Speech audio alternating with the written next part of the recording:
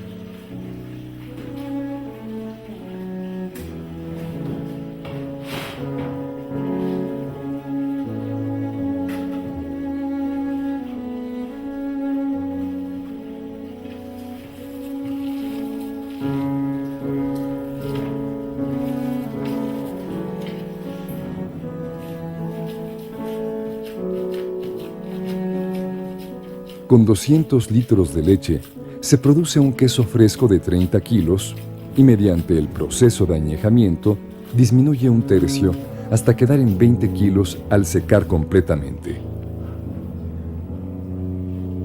Esto significa que para cada kilo de queso seco se requieren 10 litros de leche.